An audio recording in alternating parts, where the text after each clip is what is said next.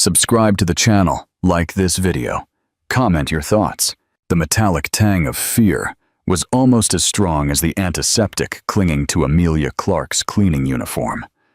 Her hands, usually steady, trembled as she pressed the doorbell of the most imposing mansion she'd ever seen. At 26, after losing her job at the local cleaning company, this was her last desperate shot at earning enough for her diabetic mother's medication. A woman, elegantly cold and in her mid-40s, answered, "You will only clean the ground floor. The second floor is restricted. Mr. Harrington doesn't permit noise near his daughter's room." Amelia nodded, intimidated by the sheer opulence. Each piece of furniture in this house was worth more than everything she owned combined. 2 hours later, as she meticulously polished the marble staircase, a desperate sob echoed from upstairs. It was a child's cry, but unlike any she'd heard, it was the sound of a shattered soul. Amelia froze, her heart clenching. She knew that cry. It was how she'd cried when she lost her own father. Against all orders, she ascended the stairs. The wailing came from the master suite's bathroom. The door was locked from the inside. "Hello, sweetie, is everything okay in there?" Amelia knocked gently. The crying paused for a second, then resumed even louder. "Go away! I don't want anyone to see me like this." The voice was that of a small girl, but laden with immense pain. Amelia sat on the floor, leaning against the door. "You know, when I was little, I used to hide in the bathroom too when I was sad." She paused, letting her words sink in. "Can I stay here with you?" Lantua, then, the click of the lock turning. The door slowly opened, and Amelia saw a 7-year-old girl, completely bald, clutching a blonde wig in her hands. Tears streamed down her delicate face, and she shook her head desperately. "I'm ugly. I'm horrible. I look like a boy." Amelia's heart broke. The girl was clearly undergoing cancer treatment. Without a second thought, she entered the bathroom and knelt to the child's height. "You're not ugly, sweetie.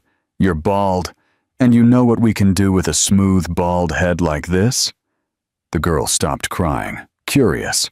Amelia picked up a colorful pen from the sink. "We can turn it into the most beautiful sky in the world." She began to draw small, colorful butterflies across the girl's scalp. A blue one near her left ear, a pink one on her forehead, a yellow one on the nape of her neck. "Now you have the most beautiful butterflies flying on your head," Amelia whispered, finishing the last drawing. "They're going to give you all the strength in the world." The girl ran to the mirror and, for the first time in months, smiled. A genuine, enchanted smile. "They're magical, aren't they?" "The most magical of all," Amelia confirmed, touched by the transformation. It was at this exact moment that Mr. Arthur Harrington appeared in the bathroom doorway. Arthur froze on the threshold. After 8 months of seeing his daughter cry every day, refusing to leave her room, having nightmares about her appearance, there was Sophia smiling in the mirror. Truly smiling. His eyes turned to the unknown woman kneeling beside his daughter. A cleaner, by her uniform. But there was something in the delicacy of her gestures, in the tenderness in her eyes, that made his heart inexplicably race. "Daddy, look!" Sophia ran to him, radiant. "Amelia made magical butterflies on my head. Now I'm not ugly anymore." With a pounding heart, Arthur knelt and hugged his daughter, trying to control his surprise. "You were never ugly, my love. Never." His eyes met Amelia's, who quickly stood, clearly embarrassed. "I'm sorry, sir. I know I shouldn't be up here, but she was crying and I—" Amelia stammered, fearing she'd be fired on her first day. "No," Arthur interrupted, his voice choked. Thank you so much." He couldn't take his eyes off her. "I haven't seen Sophia like this in 8 months.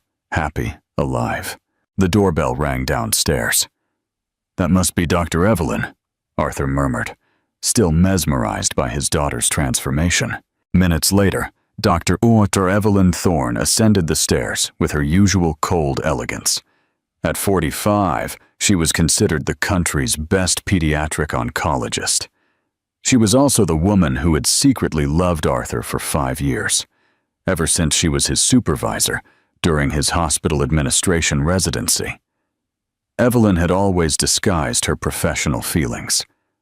After Arthur's wife died in childbirth 2 years ago, leaving 5-year-old Sophia motherless, she grew closer, offering free medical care when the cancer was diagnosed. In truth, it was an excuse to be near him, hoping he would one day realize the love she felt. "How's our little warrior today?" Evelyn asked with her usual professional smile. But when she saw Sophia with symbols drawn on her head, her smile froze. "Dr. Evelyn, look how pretty." Sophia spun, proud. "Amelia made magical butterflies for me." Evelyn's eyes fixed on Amelia with a dangerous glint, an intruder, a threat. In a few minutes, this simple woman had achieved what she, with all her medicine, hadn't in months, made Sophia light up with happiness. "How interesting," Evelyn commented, forcing a neutral tone. "I hope the ink is safe. Children's skin during chemotherapy is extremely sensitive. Any chemical product can cause serious complications." Amelia paled. It's just a regular pen, doctor. I thought—" Of course. You didn't know," Evelyn interrupted with a condescending smile. "Arthur, perhaps it's best to instruct the household staff on the necessary care for Sophia. An infection now would be catastrophic." Arthur looked between the two women, confused. Sophia's joy was evident, but Evelyn's words planted a seed of doubt. "Perhaps we should wash—" "No!" Sophia screamed, clutching her head. "My butterflies will go away. They give me strength." Amelia knelt again. "The butterflies will stay here." She touched Sophia's chest, over her heart. "And tomorrow, if you want, we'll make new ones." Sophia calmed down, but hugged Amelia tightly. "Promise?" "I promise." As everyone left the bathroom, Evelyn lingered for a moment, observing Amelia with calculating eyes. She whispered to herself, "This won't stand." The next morning, Arthur woke to a sound he hadn't heard in months, laughter coming from Sophia's room. Surprised, he rushed there and found his daughter sitting in bed, showing her faded butterflies to Amelia. "They're disappearing, Amy. You said you'd make new ones." Amelia smiled and picked up a pen. "Of course, but today we're going to make different butterflies. This blue one will give you courage to take your medicine. This pink one will make you dream beautiful dreams. And this golden one," she drew carefully near Sophia's ear, "this one will make you remember you're a princess." Sophia ran to the mirror, enchanted. "Now I can take my medicine. The blue butterfly will protect me." For the first time in 8 months, Sophia took all her medication without complaining. Later, she asked to play in the garden, something she had avoided since losing her hair. Arthur watched from afar, deeply moved. When Amelia finished cleaning the living room, he approached hesitantly. "I need to speak with you." Amelia tensed, thinking she would be reprimanded. "I want you to come every day, officially for cleaning, but—" He hesitated. "Actually, to take care of Sophia. I'll pay double what we agreed." "Sir, I'm not trained to care for sick children. You have something far more valuable than any diploma. You understand her." Arthur looked into her eyes. "In 2 days, you achieved what doctors and psychologists couldn't in 8 months." Amelia accepted, as if in a dream. It was more money than she had ever dreamed of earning. That night, after Sophia fell asleep, Arthur and Amelia talked in the living room. Gradually, he discovered that she had dropped out of her 3rd year of education studies when her father died, and she needed to support her diabetic mother. "I always wanted to work with children," she confessed, "but life took me down another path." "Perhaps life is giving you a second chance," Arthur suggested, offering some education books from his personal library. When Amelia reached for the books, their hands accidentally touched. For a moment, both were paralyzed, feeling an inexplicable connection. Outside the window, Evelyn watched the scene through the curtains. She had arrived for an emergency consultation she herself had fabricated. Her heart filled with hatred and jealousy. She pulled out her phone and scheduled a meeting with other doctors for the next day. Sophia appeared on the stairs in her pajamas, rubbing her eyes. "Daddy, is Amelia going to live here with us?" Arthur choked on his coffee. Amelia blushed violently. She's a very special person, my love," Arthur replied, unable to take his eyes off Amelia. Sophia clapped her hands. "Then I can have butterflies every day." A week passed. Amelia created a special ritual. Every morning, she drew new symbols on Sophia, each with a different meaning. The girl's transformation impressed even the hospital doctors. She started eating well again. She accepted her medication without resistance and even made friends with the neighborhood children, proud of her magical marks. Arthur began coming home earlier from work, making excuses to spend time at home. Officially, it was to monitor Sophia's improvement. In truth, he felt inexplicably drawn to Amelia. She was different from all the women in his social circle. Genuine, caring, intelligent, despite her limited formal education. When she spoke about education, her eyes shone with a passion Arthur thought no longer existed in the world. "Children don't need pity, they need understanding," Amelia explained while organizing Sophia's toys. Each one has their own special way of seeing the world. Gradually, Arthur offered more books from his library, this time on child psychology and play therapy. When Amelia reached for them, their hands met again. This time, neither of them pulled away immediately. "Arthur," Amelia whispered, but was interrupted by Evelyn's arrival. "I hope I'm not interrupting anything important," Evelyn commented with a frosty smile. She had been visiting the house daily now, always finding medical excuses for unscheduled consultations.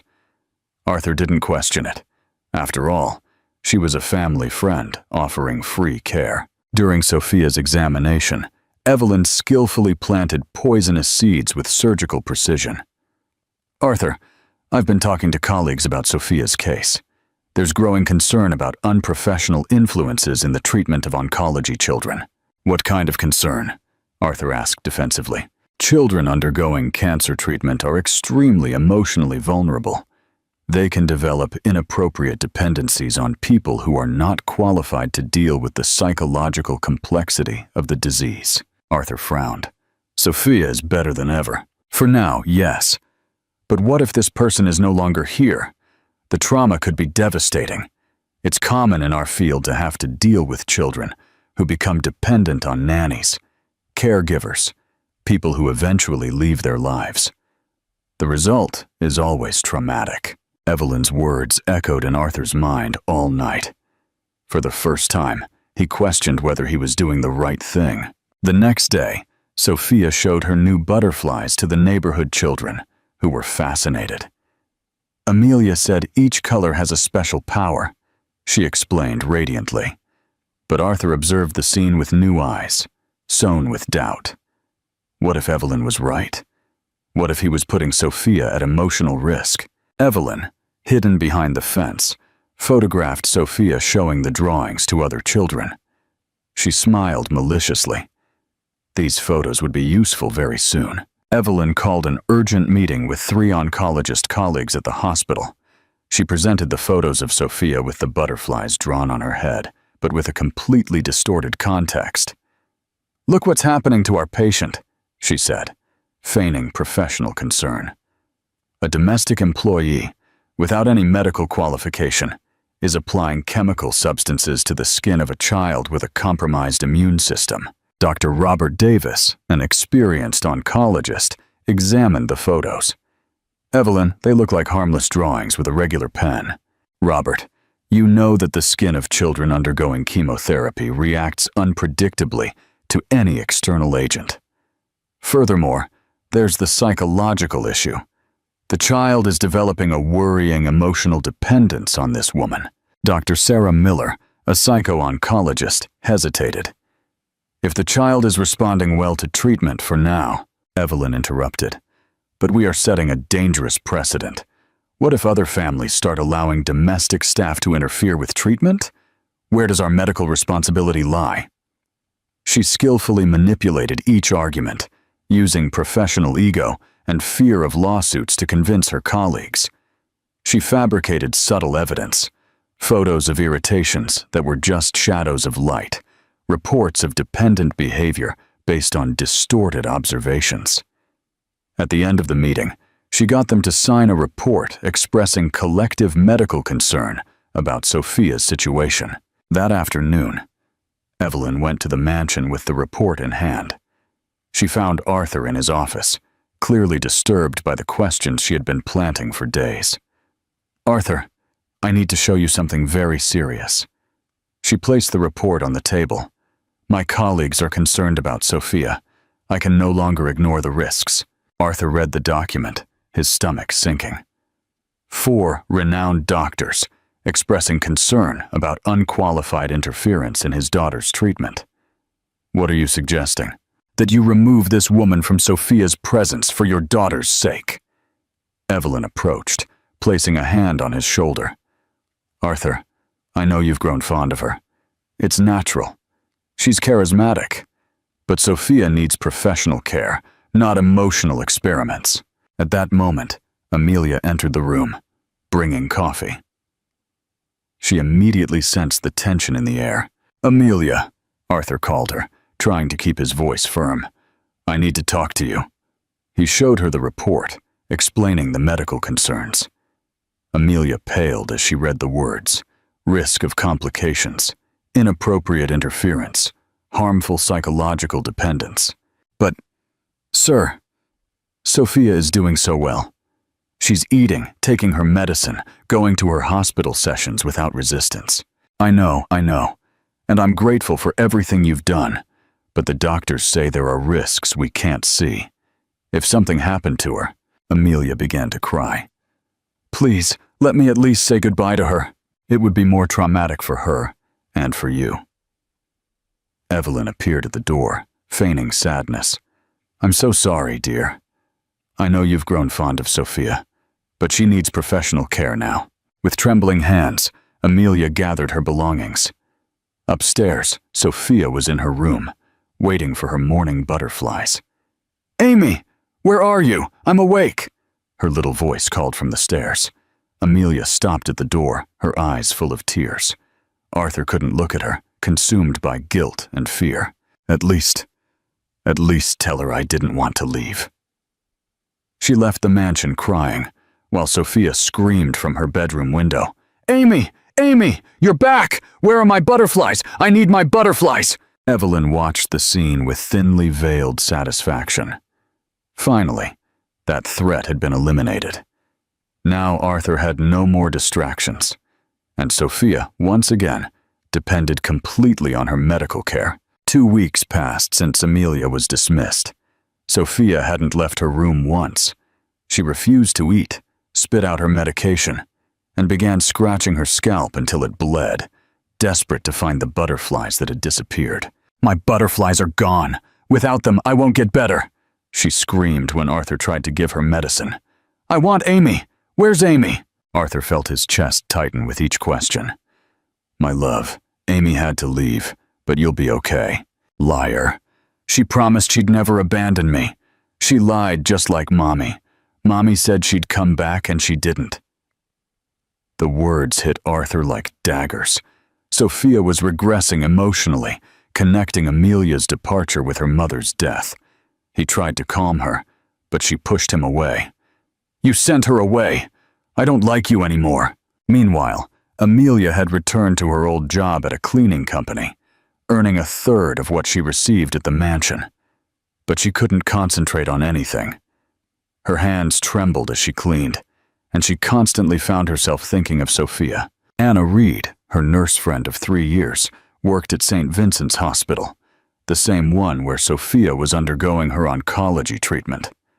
They had met when Amelia cleaned the hospital premises at her previous company. One day, Anna found Amelia crying at the bus stop after work.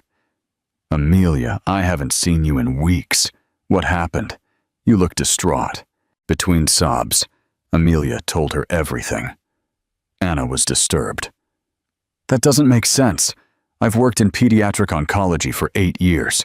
Drawings with regular pens are harmless." "But the doctors said..." "And which doctors? Who signed this report?" Amelia showed her the photos she had taken of the document on her phone. Anna recognized the names but frowned. "Amelia, I know these professionals. Dr. Davis would never be concerned about pen drawings. And you said the girl's name is Sophia?" "Yes." "Yeah, Sophia Harrington." Anna's face transformed. "Amelia, a girl with that name was brought to the hospital yesterday. She's admitted to my ward, bald, 7 years old, in a weakened state. She kept repeating one name, Amy." Amelia's blood ran cold. "Anna, do you think you need to know the truth about this situation? Leave it to me." That night, Sophia had a severe crisis. She fainted in the bathroom while scratching her head. Arthur found her on the floor, with blood on her fingers and a high fever. Sophia was admitted to St. Vincent's Hospital in a weakened state. She had visibly lost weight in the past 2 weeks.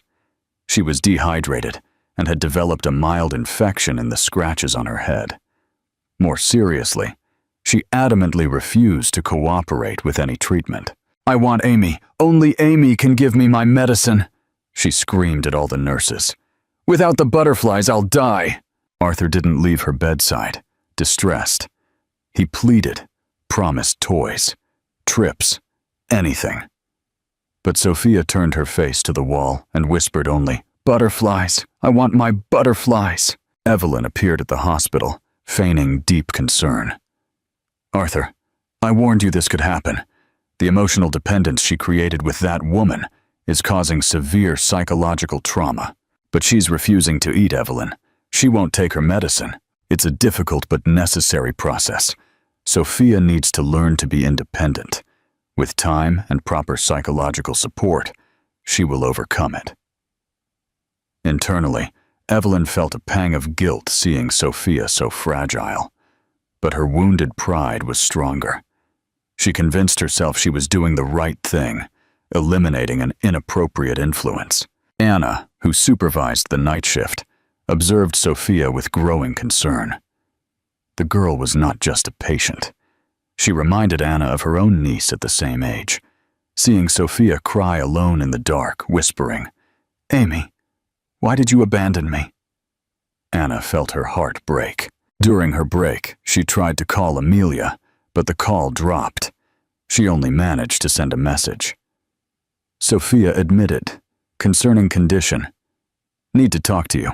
Dr. Davis, who was monitoring the case, examined Sophia with growing unease.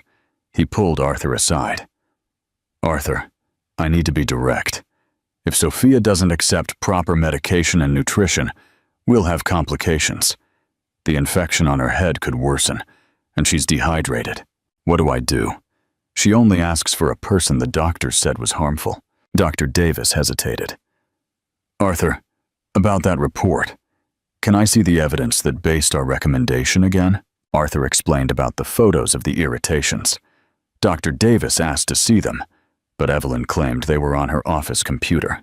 "Doctor," Arthur insisted, "my daughter was happy for the first time in months. Now she's like this. Could we have been too hasty?" Dr. Davis didn't respond, but a seed of doubt had been planted. Arthur spent the night awake in the hospital, watching Sophia burn with a low fever and refuse to eat. For the first time, he seriously questioned whether he had made the right decision. The next morning, he returned home to shower and change. In Sophia's room, he found the notebook where she used to draw with Amelia. Each page told a story. Butterflies with dates, small notes from Amelia explaining the meaning of each color, drawings Sophia made herself, trying to imitate Amy's style. One page deeply moved him. Sophia had drawn a family, a man, a woman, and a girl. Below, in careful child's handwriting, was written, "Daddy, Amy, me and Butterfly family." Arthur felt a mixture of emotion and guilt. He picked up his laptop and researched common pen inks on children. It took time, but all results indicated that common pens were completely safe for skin. Then he researched emotional dependence in oncology children. To his surprise, the article spoke about the importance of emotional support, about how caring figures help in recovery. A study by the National Society of Pediatric Oncology mentioned that children undergoing cancer treatment who receive consistent emotional support have a significantly higher treatment adherence rate. Confused and disturbed, Arthur decided to investigate further. He tried to call Dr. Davis, but the secretary said he was in surgery. He tried the other doctors on the report. Dr. Mark Jones answered after persistence. "Arthur, you need to understand that I trusted Dr. Thorne's judgment. She presented convincing photographic evidence." "What photographic evidence?" "Photos showing skin irritation on Sophia where the drawings were made." Arthur frowned. "Doctor, can I ask a direct question? Have you personally ever seen common pen drawings cause problems in children?" A long pause. "Well, no, frankly I haven't, but Dr. Thorne is very respected." Arthur hung up, disturbed. He called Dr. Emily White, the psycho-oncologist. "Doctor, regarding the report you signed, what exactly was the evidence of harmful psychological dependence?" "Arthur, I based it on Dr. Thorne's observations.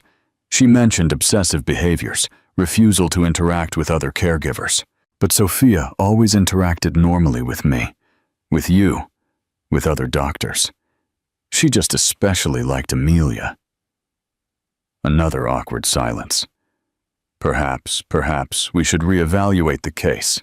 Arthur returned to the hospital with a growing certainty. He had been deceived, but he needed concrete evidence. Arthur found Anna during the shift change. She recognized him immediately. "Mr. Harrington, I'm Anna, the night shift supervisor. I'm taking care of Sophia." "How is she?" Anna looked around, then whispered, "Can I speak frankly? She's not like this because of psychological trauma. She's grieving. She lost someone she loved.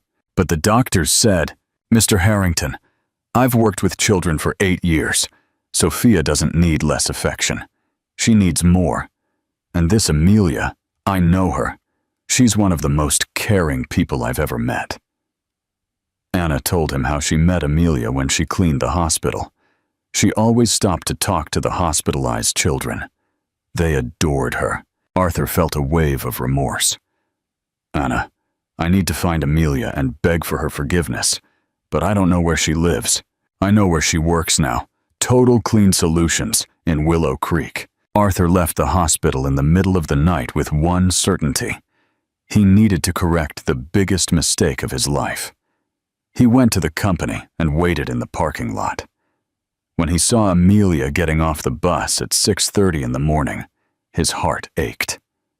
She was visibly thinner, with deep dark circles under her eyes, her uniform simpler than the previous one. She looked like a shadow of herself. "Amelia," she turned, surprised and apprehensive. "Sir, Arthur, what are you doing here? I need to talk to you. It's about Sophia." Amelia's face transformed into panic. "Is she okay? What happened?" "She's hospitalized. She's very ill." Amelia leaned against the pole, her legs trembling. "I knew it. I felt something was wrong. How is she? Oh, she hasn't eaten in 2 weeks. She won't take medicine. Developed an infection. She just cries and asks for you." Tears began to stream down Amelia's face. "I want to see her, but the doctors said—" "Amelia," Arthur interrupted, his voice choked. "I made the biggest mistake of my life. The doctors, I think they lied. There was no risk in your drawings. I was a fool who chose to distrust you instead of trusting what I saw with my own eyes." Amelia was shocked. What are you saying?" "I'm asking for your forgiveness, on my knees if I have to. Sophia is wasting away because she lost you, and I also lost the most special person I've met." The words came from Arthur's heart. For the first time, he admitted not only his mistake, but his true feelings. "Mr. Arthur, just Arthur, and please forgive me. Forgive a desperate father who almost lost his daughter out of fear and foolish pride. Amelia wiped her tears. I never blamed you. You were trying to protect Sophia, but Can I see her? You can save her. Only you can. But how? The hospital doctors, security. Anna will help us. She has access. And she agrees that Sophia needs you. Amelia looked at the cleaning company building, then at Arthur. There was no choice. Sophia needed her. Shall we go? Anna explained the plan carefully. As a shift supervisor, she had access to temporary badges for interns during emergencies. The risk was real. If discovered, she could lose her job and face ethical proceedings. Anna, you don't have to risk yourself for us, Arthur insisted. Yes, I do. I've been a nurse for 15 years. I know when a child is dying inside. Sophia won't last much longer. During the 6 a.m. shift change, when there was more movement and less control, Anna managed to register Amelia as a play therapy consultant, a role that technically existed at the hospital. You have 20 minutes before Dr. Thorne arrives for her shift, Anna whispered. And if anyone asks, you're doing a psychological evaluation. Arthur stayed at the reception, nervous, while Amelia went up to Sophia's room. Amelia entered the room and saw Sophia for the first time in 2 weeks. Her heart broke. The girl was visibly thinner, pale, with a bandage on her head where she had hurt herself. She slept restlessly, murmuring in the delirium of a low fever. Amy, where are you? I need the butterflies. I can't do it without them. Amelia approached the bed with tears in her eyes. She took a colorful pen from her bag and, delicately, drew a small blue butterfly on Sophia's arm, away from the medical equipment. Sophia, my love, Amy is back, she whispered, softly singing the song she always sang. Sophia's eyes slowly opened. For a moment, she thought she was dreaming. Then, a faint but genuine smile appeared on her face. Amy, you're back! I knew you hadn't really abandoned me. Never, my love, never will I abandon you. Sophia tried to sit up, still weak. You disappeared. I looked for the butterflies on my head, but they were gone. They never left, sweetie. They were here. Amelia touched Sophia's chest, waiting for you to get strong again. Amy, I couldn't take my medicine. Without the butterflies, they don't work. Amelia picked up the cup of medication on the table. How about I draw a golden butterfly right here, on your wrist? It will give special power to the medicine. For the first time in 2 weeks, Sophia accepted the medication. Then, she asked for water. Then, a cracker. Amy, are you going to stay with me now? I'm going to stay, my love. Arthur watched from the door, deeply moved. In 15 minutes, Amelia had achieved what 2 weeks of doctors and medicine couldn't, make Sophia want to fight again. But Anna appeared at the door, tense. Dr. Thorne arrived early. She's coming here, and she looks upset. Arthur felt panic. If Evelyn discovered Amelia there, she would cause a scandal that could jeopardize everything. Amelia, you need to leave. No! Sophia grabbed Amelia's hand with surprising strength. She can't leave again. Amelia looked at Arthur, torn. Sophia, I'll be back, I promise. But now I need to hide for a little bit. Why? Why do you have to hide? Before anyone could answer, quick footsteps echoed in the corridor.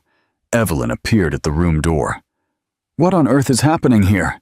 Evelyn stopped at the threshold, her eyes fixed on Amelia, with a fury she could barely control. How did this woman get in here? This is a serious violation of all hospital protocols.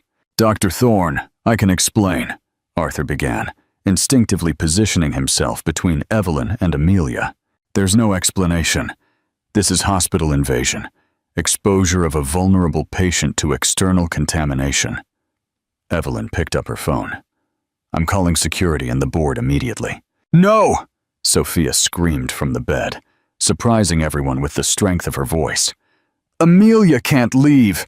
She brought my butterflies back. For the first time in 2 weeks, Sophia was sitting up in bed, alert, with color in her face. The transformation was evident to anyone with eyes. Sophia, dear, this woman is not qualified to take care of you. Evelyn tried to approach the bed. You're mean. Sophia interrupted her with surprising firmness. Amelia makes me feel good. You only give me bitter medicine. Dr. Davis appeared at the door, alerted by the noise. What's going on here? Evelyn pointed at Amelia. This woman invaded the hospital using false documentation and is contaminating our patient with unauthorized chemical substances. Doctor. Dr. Davis looked at Sophia, who was visibly better, holding Amelia's hand. Then he looked at Arthur. Arthur, can you explain the situation? Doctor, this is Amelia, the person who took care of Sophia at home, the person you said was harming my daughter. Dr. Davis quickly examined Sophia. She cooperated, let him check her temperature, pulse, answered questions lucidly. Sophia, how are you feeling? Better, doctor. Amelia came back and brought the magical butterflies. Now I can take my medicine. Dr. Davis looked at the small butterflies drawn on Sophia's arm. Then at Evelyn. Dr. Thorne, are these the chemical substances causing contamination? Doctor, the protocol. The protocol says we should do what's best for the patient. And clearly this child is responding positively to this person's presence. Anna approached. Dr. Davis, can I give my professional testimony? I took care of Sophia for 2 weeks. She was in constant decline. In 15 minutes, with this lady, she took medication spontaneously and is interacting normally. Other nurses who had gathered at the door confirmed with nods. Dr. Davis turned to Evelyn with a serious expression. Dr. Thorne, I need to review this case. Where is the concrete medical evidence that this person was causing harm to the patient? Evelyn found herself cornered. Doctor, there are questions of protocol, of medical responsibility, of... There's a more important question. Dr. Davis interrupted her. The patient's health. And from what I'm observing, this patient was wasting away without this person and is improving with her. Arthur felt a wave of relief, but he knew the battle wasn't over yet. Evelyn was losing control, and desperate people are unpredictable. Dr. Thorne, Arthur said with a firm voice, I need to see the photographic evidence of the skin irritations you showed to the other doctors. Evelyn hesitated, her face losing color. Arthur, this is irrelevant now. It's not irrelevant. My daughter almost died based on that evidence. I want to see them. Now. Pressured, Evelyn reluctantly showed photos on her phone. Dr. Davis also approached to see. Arthur looked closely. The irritations were clearly shadows from the light, small natural skin marks, or blemishes any child might have. Dr. Thorne, Dr. Davis said slowly. As an experienced doctor, these images do not show irritations caused by external agents. Evelyn realized she was losing control of the situation. Her voice became sharper. You don't understand. She's just a cleaner. She's not qualified. She doesn't deserve... Doesn't deserve what? Arthur asked, a terrible suspicion growing in his mind. Evelyn looked around, seeing that she had lost the support of her colleagues. Her professional mask finally began to crack. She doesn't deserve you. Neither you nor Sophia. I'm a doctor. I'm qualified. I've known you for years. Her voice trembled with contained emotion. And you fall for the first person who made my daughter smile, Arthur completed, finally understanding. This was never about medicine. It was about jealousy. The silence in the room was heavy. The truth was exposed. Dr. Davis shook his head in disappointment. Dr. Thorne, I will have to report this situation to the medical board for ethical investigation. Sophia, with the wisdom of children, broke the silence. Auntie Doctor, Daddy likes Amelia, and I do too. You don't have to be angry. Evelyn left the room humiliated, muttering about reviewing the case with the board. But Arthur knew she had lost all credibility. Dr. Davis approached Arthur. I'm very sorry. It seems we were misled by personal motivations. Arthur merely nodded. His priorities were clear. He approached Sophia and Amelia. Sophia, are you really feeling better? I am, Daddy. Amelia came back and the butterflies too. Arthur looked at Amelia, clear vulnerability in his eyes. And you? Can you forgive me for doubting you? Amelia smiled through her tears. I already forgave you, Arthur. The important thing is that Sophia is well. It was the first time she called him by his first name, and Arthur felt his heart race. Sophia clapped her hands, happy. Now I can take all my medicine and go home soon. Dr. Davis smiled. With that attitude, I'm sure you will. Arthur knew there were still battles to face. Evelyn might try to cause more trouble. But for now, what mattered was that Sophia was alive. She was smiling, and the woman he loved was back. Comment your thoughts below. What would you do in Arthur's situation? 3 weeks passed since the confrontation at the hospital. Sophia was still under intensive medical care, doing physiotherapy sessions 3 times a week and regular consultations to monitor her recovery. But she was visibly better. Most importantly, her spirit had completely returned. Amelia now officially worked as Sophia's therapeutic caregiver, a position Arthur created specifically for her, with a decent salary and formal contract.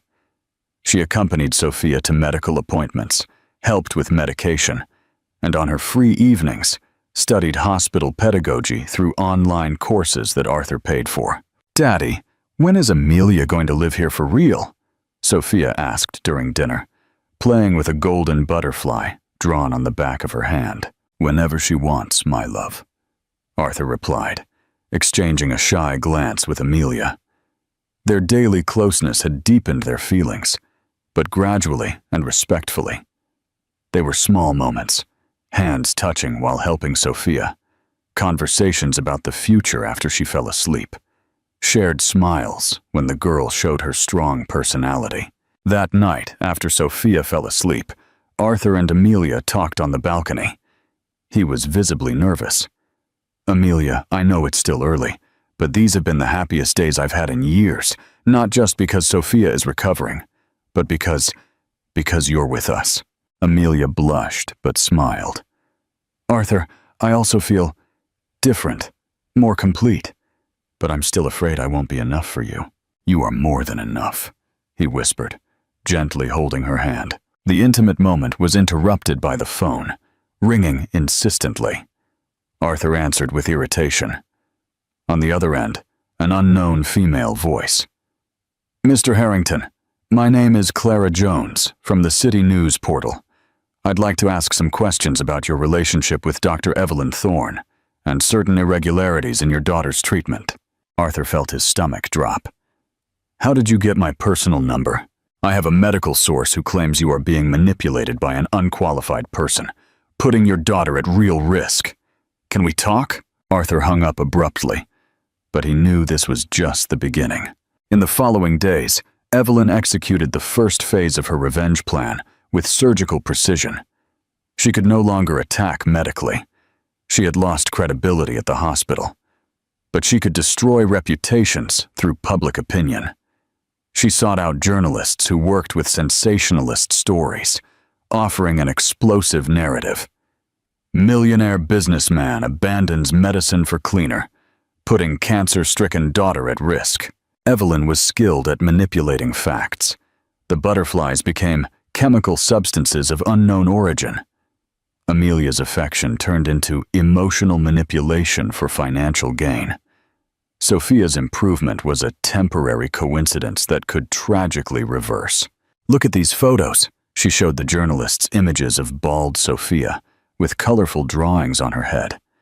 A vulnerable child being used as an experiment by someone without medical training.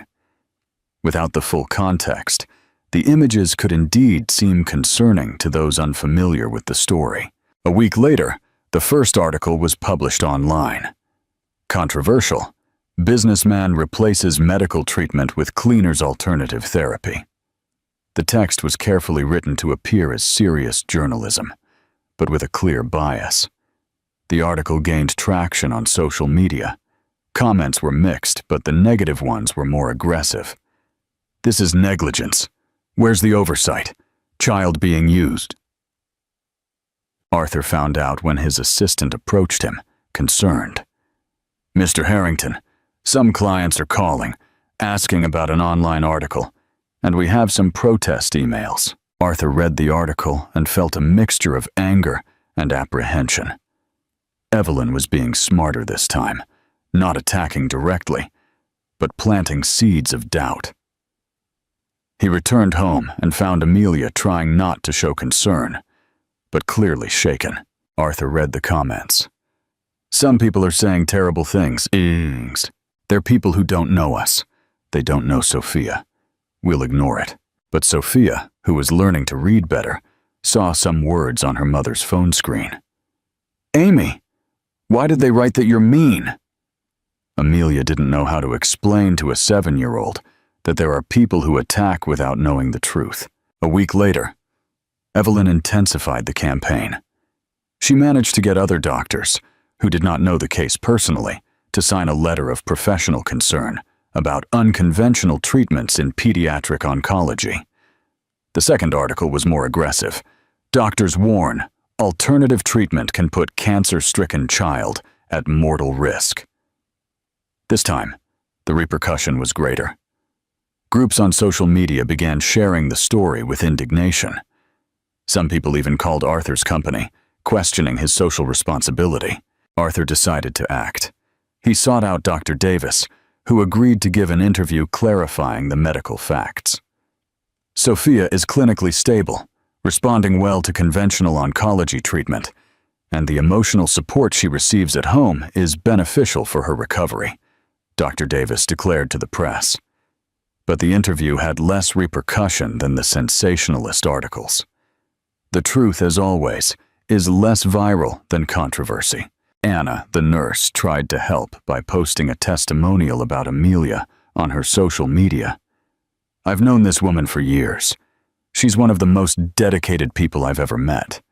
The result is clear: a happy and healthy child." Some of Anna's colleagues shared the post, creating a small movement of support, but it was still a minority voice. Amelia, seeing the situation escalating, became genuinely concerned about the impact on Arthur and Sophia. "Perhaps I should step away for a while, until things calm down." "No!" Sophia protested, hugging Amelia. "You promised you'd stay." "My love, it's not forever. It's just to protect you." Arthur intervened, making an important decision. "No one is going to step away. We're going to face this together, as a family." It was the first time he used the word family, referring to the three of them, and the impact on Amelia was visible. Sophia smiled and drew a small butterfly on each of their hands. "Now we're a real butterfly family." That night, Arthur had an idea. If Evelyn wanted to use the media, he could too, but it had to be strategic and timed correctly. 2 weeks later, as the online controversy naturally began to lose steam, Arthur organized a press conference in his garden. He invited not only journalists but also Dr. Davis and other professionals who were monitoring Sophia. Several broadcasters attended, some out of genuine curiosity, others hoping for more controversy. Arthur appeared visibly nervous, with Sophia by his side. She insisted on participating, and Amelia, a little behind him. "Ladies and gentlemen of the press, I have called this press conference to clarify some facts about my family that have been misinterpreted or distorted." He calmly and chronologically explained the situation. Sophia's initial depressive state, Amelia's arrival, her surprising improvement, the incorrect medical information, Sophia's near relapse, and her current recovery. "My daughter wasn't dying of cancer. She's responding well to treatment. She was dying of sadness. This woman," he placed a hand on Amelia's shoulder, "brought her back to life with genuine love." Dr. Davis approached the microphone. "As the doctor responsible for the case, I can confirm Sophia is clinically stable. Her oncology treatment is progressing normally, and the emotional support she receives is a positive factor in her recovery." A journalist asked, "Mr. Harrington, there are rumors about a romantic relationship. Doesn't that compromise professional care? Arthur hesitated for a moment, looked at Amelia, then at Sophia, who made an encouraging gesture. Want to know the truth? Yes, I fell in love with this woman. I fell in love with the way she loves my daughter, with the way she turned our house into a true home. The crowd murmured. Arthur continued, gaining confidence. And you know what else?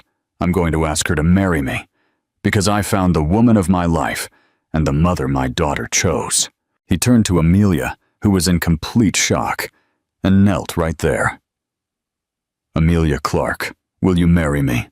Amelia was speechless for a few seconds. Sophia screamed, "Say yes, Amy, say yes!" Amidst tears of emotion, Amelia whispered, "Yes." The moment became genuinely moving. Some journalists seemed touched by the sincerity of the scene, but Arthur knew the battle wasn't over yet. Evelyn wouldn't give up easily. Subscribe to our channel for more heartwarming stories. Like this video if you believe in love and hope. In the days following the press conference, public opinion began to divide more evenly.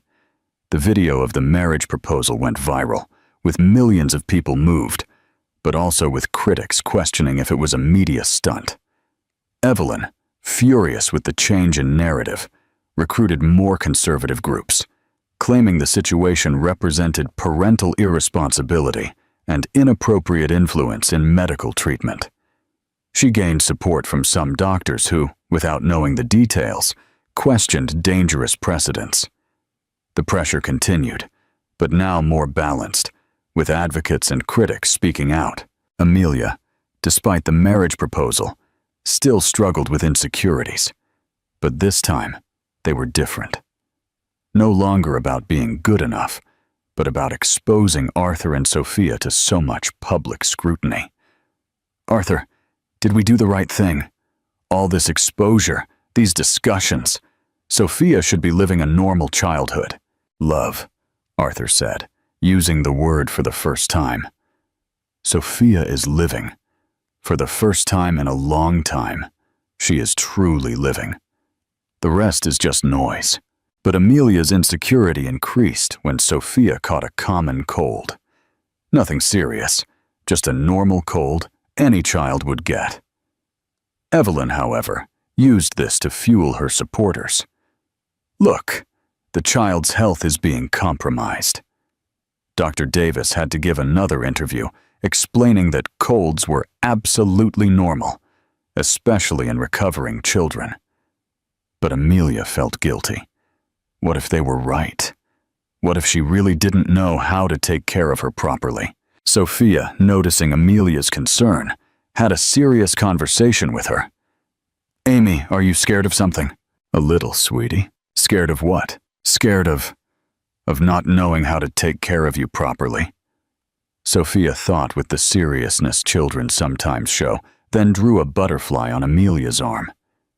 You know what this is? What is it, love? It's the kindness butterfly. It says you take care of me better than anyone. And butterflies don't lie, do they? Amelia was moved, but realized something important. It wasn't the butterflies that had magical power anymore. It was the love between them.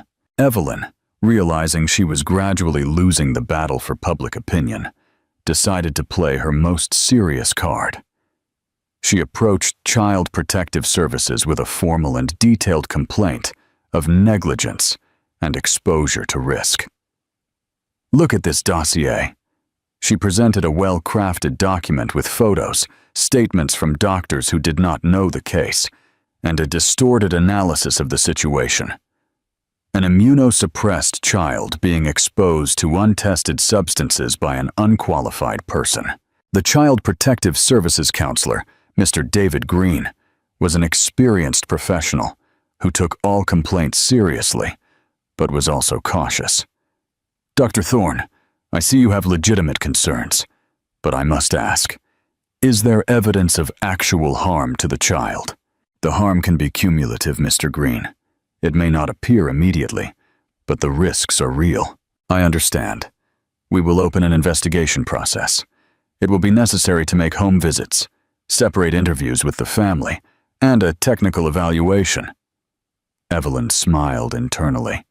Even if it didn't result in Sophia's removal, the process would be traumatic and public, causing more suffering for Arthur and Amelia.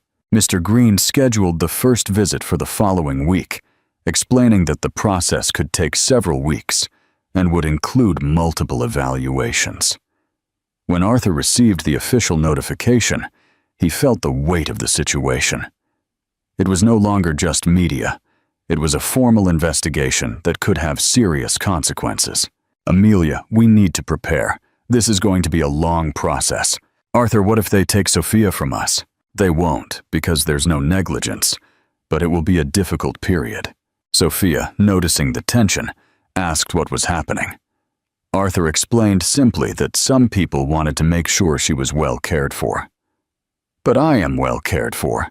You are the best parents in the world. Sophia's innocence contrasted with the complexity of the situation they faced. That night, Evelyn was in her apartment, satisfied with the progress of her plan. She had confessed nothing, remained professional, and now had an official process that would cause months of suffering for Arthur and Amelia.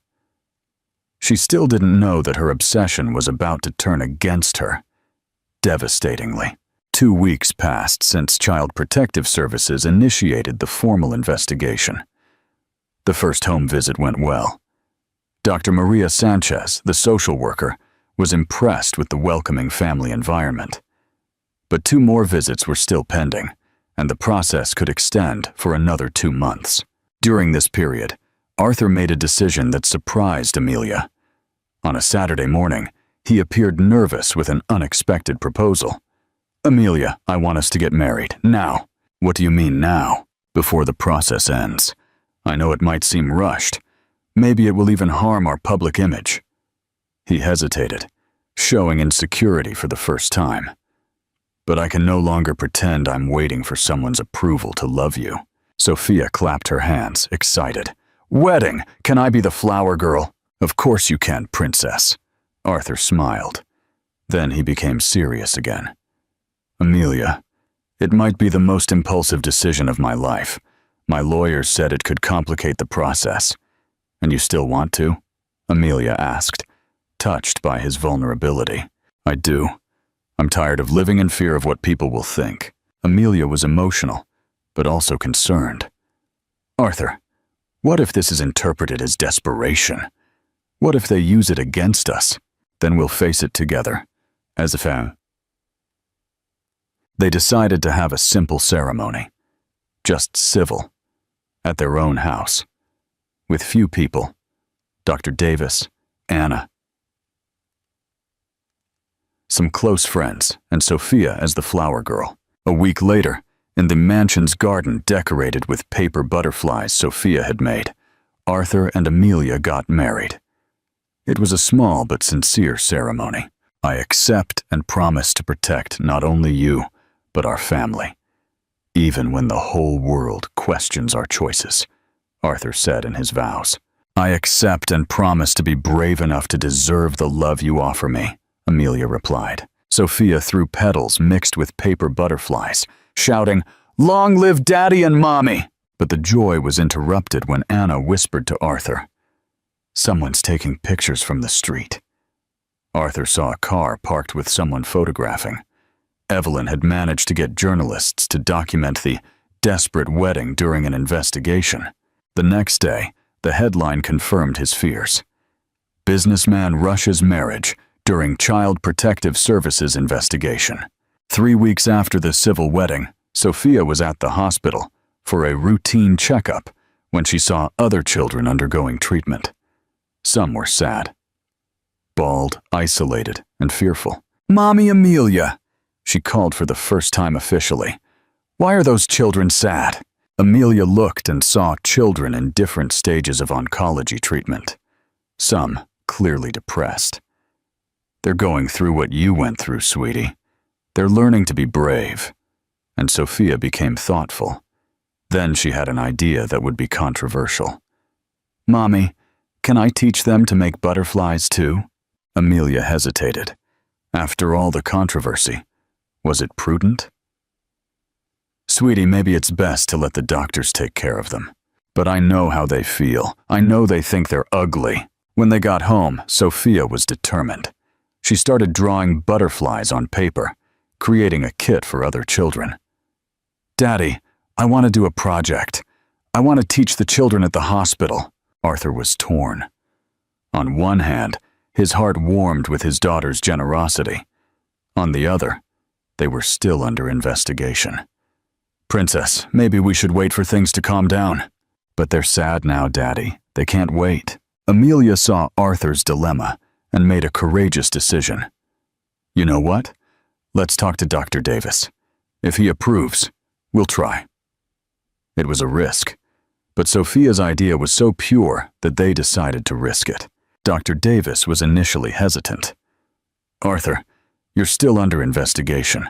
Anything could be misinterpreted. Doctor, it's a child wanting to help other children. If that's interpreted negatively, the problem isn't ours. Dr. Davis smiled. You're right. Let's do a small, controlled pilot project. 2 months passed. The Child Protective Services process was finally closed, but not without complications. Evelyn tried to prolong the investigation by presenting new documents, but all were deemed irrelevant. The Butterflies of Hope project started small. Only 5 children, twice a week, with strict medical supervision. But the results were undeniable. The participating children showed improvement in mood and treatment adherence. Hi, I'm Sophia, she said to a 6-year-old girl named Beatrice, clearly shy. Do you want to learn to be a butterfly? But I don't have hair, Beatrice whispered. I didn't either. I'll show you a secret. Butterflies don't need hair to be beautiful. Sophia drew a small pink butterfly on Beatrice's hand. This is the courage butterfly. It will help you when you're scared. Beatrice smiled shyly. It was a small but real step forward. Amelia, now certified in hospital pedagogy, coordinated the project carefully. She documented each session, each progress, building scientific evidence of the positive impact. Anna, are we really making a difference? Amelia asked, still insecure about her new role. Amelia, in 15 years of nursing, I've never seen children react like this to a support program. You are saving souls. Arthur, initially cautious about expenses due to public pressure, decided to invest his own resources to expand the project, but encountered bureaucratic resistance. Mr. Harrington, the hospital director said, the project is beautiful, but we need approvals, licenses, medical protocols. Reality hit. Creating an institute wasn't just about goodwill and money. 6 months after the civil wedding, when the legal situation was finally resolved, Arthur surprised Amelia. I want to renew our vows. A real party. Arthur, we're already married, and after all the controversy, is a big celebration prudent? Precisely because of the controversy.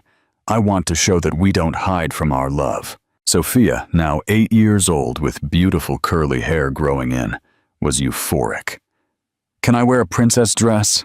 The vow renewal was scheduled for the mansion's garden. Arthur invited 100 people. Not the 200 he would have liked, but a respectful celebration, considering the circumstances. On the day of the ceremony, doctors, nurses, families of the project children, and some journalists who had changed their minds about the story attended. Amelia wore a simple but elegant dress. Sophia, as the flower girl, carried a basket with paper butterflies. "1.5 years ago," Arthur said in his vows, "I thought I had lost everything. Today, I know that God was preparing me for something greater, a family chosen by the heart."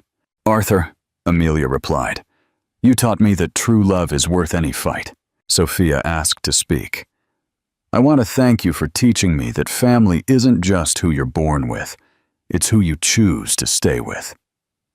It was a genuinely emotional moment, but not perfect. It rained a little, some paper butterflies flew with the wind, and not all guests seemed completely convinced. But for Arthur, Amelia, and Sophia, it was perfect just the way it was, real, a human, full of love, and full. A year after the vow renewal, the family's life was transformed, but not without challenges. The Butterflies of Hope project now served 20 children in 2 hospitals, but Arthur was facing financial difficulties to maintain everything alone. Amelia, I need to be honest. I can no longer finance the entire project. We'll need to seek partnerships, donations. Arthur, this isn't failure, it's growth. Programs like this need community support. Amelia, now specialized in art therapy, was gaining regional recognition, but still faced resistance from some skeptical doctors. Dr. Clark, an oncologist, said at a meeting, "Your results are interesting, but we need more scientific studies before approving expansion." Sophia, now 8.5, was more mature, but still a child. "Mommy, why don't some doctors like the Butterflies?" "Because they want to make sure it really helps, sweetie, and it's okay. We'll prove it." That night, Arthur and Amelia talked about the challenges. "Sometimes I'm afraid this is all too big for us," Amelia confessed. "If it's too big, we'll make it smaller. The important thing is to keep going." But they knew Evelyn was still out there, watching, waiting for an opportunity. 2.5 years after Amelia and Sophia first met, the family received a surprise. The Butterflies of Hope project was selected for presentation at the Regional Pediatric Oncology Congress. "Daddy, will I have to speak to the doctors?" Sophia asked nervously. "Only if you want to, Princess. You can just accompany us." "I want to. I want to tell them about the butterflies." On the day of the presentation, the auditorium had 100 people. It wasn't national, but it was an important recognition. Sophia, now 8.5, went on stage wearing a simple blue dress. "Hi, doctors," she began, still shy. "I wanted to tell you that one day I thought I was ugly because I lost my hair because of medicine." She pointed to Amelia in the audience. "Then Amelia taught me that butterflies are born from caterpillars, so when we lose our hair, we're actually turning into butterflies." The audience smiled, touched by her simplicity. "Today my hair is back," Sophia continued. "But I know that if I need to be bald again, I'll still be beautiful. And now I can teach other children too." The audience applauded. Dr. Davis, at the head table, was moved. "I wanted to tell the doctors, thank you for taking care of us. And that's it." Sophia finished adorably and childishly. The ovation was warm, but not deafening. It was real. After the presentation, a journalist asked, "Sophia, what is your dream?" Sophia thought seriously, then replied, "I want all sick children to have people who love them, and for doctors to know that hugs also help to heal." From the back of the auditorium, a figure watched the scene. Evelyn was there, uninvited, but unable to resist witnessing the moment. For the first time in years, she was confronted with reality. Sophia was healthy, loved, and making a difference in the lives of other children. Arthur had found true love. Amelia had become a respected professional. When the family left the auditorium, Evelyn approached for the first time in months. "Arthur!" He turned, surprised. Amelia instinctively protected Sophia. "Evelyn, I wanted to apologize for what I did to you, to Sophia." It was the first time she admitted guilt. Arthur looked at her with a mixture of pity and firmness. "Evelyn, you almost destroyed my family, not for medicine, but for jealousy. I know, and I'll have to live with that forever." Sophia, with the curiosity of children, asked, "Who is she, Daddy?" "She's someone who was lost, Princess, but now perhaps she's finding her way." Evelyn walked away, not defeated, but finally aware of the harm she had caused. For the first time, she felt genuine remorse. Arthur picked up Sophia and hugged Amelia. The three stood there, in the hospital garden, where it all began, with real butterflies flying around. Not in perfect timing, but as a natural part of life. the legacy of the butterflies would continue. Not because it was magical, but because it represented something real. The transformation that genuine love can bring to people's lives. Thanks for watching. Don't forget to subscribe, like, and share this story with your friends. What did you think of the ending? Let us know in the comments.